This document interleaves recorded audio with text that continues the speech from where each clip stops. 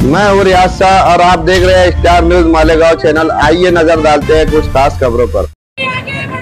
हम तुम्हारे साथ हैं। वापस हम बैठे ना उमेदवार को हम मदद कर रहे हैं। सगळ्यांना नमस्कार, मानाप्रमाणे नमस्कार करते। धुळे लोकसभा मतदारसंघाची उमेदवारी काँग्रेस पक्ष, महाविकास आघाडी आणि इंडिया आघाडीच्या वतीने या ठिकाणी मला ही जबाबदारी पक्षश्रेष्ठींनी या ठिकाणी दिलेली आहे। आणि ही जी काही उमेदवारी आहे ही मी आपल्या सर्वांच्या भरोशावर आणि आपल्या सर्वांच्या विश्वासावर या ठिकाणी घेतलेली आहे। आज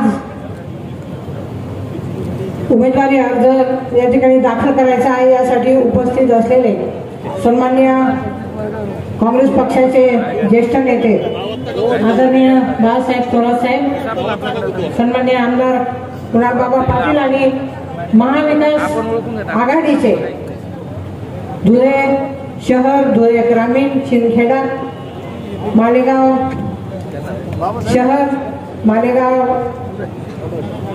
ग्रामीण आणि बागला येथील सर्व नेते मंडळी, सर्व पदाधिकारी, सर्व कार्यकर्ते, व्यासपीठावरील सर्व सन्माननीय मान्यवर आणि उपस्थित नाशिक मधून आलेले सर्व माझे बंधू भगिनी आणि सर्व माझे मतदार बांधवांना,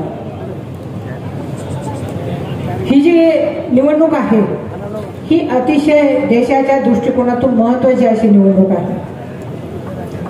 पुढील सर्व ज्या काही निवडणुका आहे, जे काही राजकारण आहे, त्याला कलाटणी देणारी ही निवडणूक आहे। मी आपल्याला सर्वांना विनंती करते की देशामध्ये जी काही अराजकता, जे काही दडपशाहीचं वातावरण आहे आणि आजचे दिन दाखवण्याचं गाजर 10 वर्षापूर्वी या भाजप सरकारने दिलेला आहे, कुठलीही पूर्तता केलेली नाही आणि त्यांना खऱ्या अर्थाने त्यांची जागा दाखवून देण्याची ही निवडणूक आहे। या निवडणुकीमध्ये परिवर्तन हे होणं अतिशय गरजेचं आहे, कारण ग्रामीण भागातले प्रश्न वेगळे आहेत, शहरी भागातले प्रश्न वेगळे। ग्रामीण भागामध्ये कांदा उत्पादक शेतकरी असेल, कापूस उत्पादक शेतकरी असेल, धान्य उत्पादक शेतकरी असेल, हा अतिशय त्रस्त झालेला आहे, संतप्त झालेला आहे, त्याला कुठलाही भाव नाही।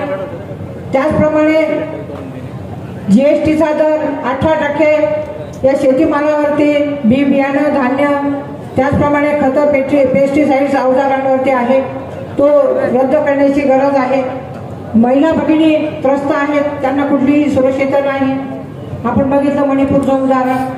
त्याचप्रमाणे बेरोजगारी खूप वाढलेली आहे आणि राहुलजी गांधी यांनी 5 न्याय आणि 25 भरोसे जे दिलेले आहेत ते खऱ्या अर्थाने देशामध्ये महाविकास आघाडीची सत्ता जर आली तर निश्चितपणे त्यांचा हा जो विश्वास आहे हा सार्थ होणार आहे।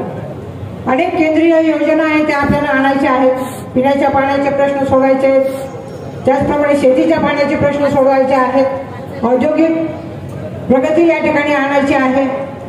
या ठिकाणी मी आपल्याला एकच शब्द देते की आपल्या आशीर्वादाने मी खासदार झाल्यानंतर निश्चितपणे धुळे लोकसभा मतदारसंघाचा प्रामाणिकपणे विकास आपल्या सगळ्यांना बरोबर घेऊन करेल।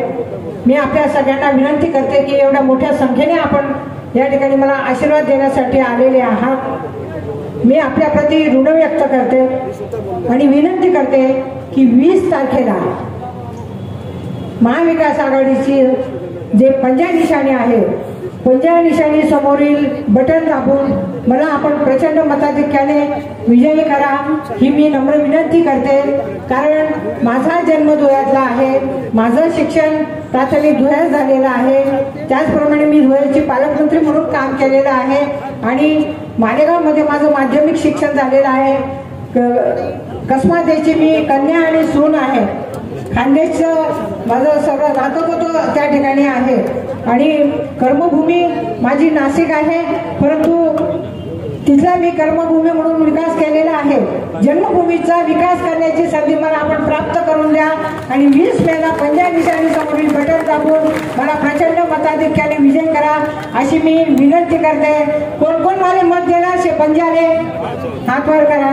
धन्यवाद. जय हिंद. इस वीडियो को लाइक करें, हमारे चैनल को सब्सक्राइब कर बेल आइकन जरूर प्रेस करें. हम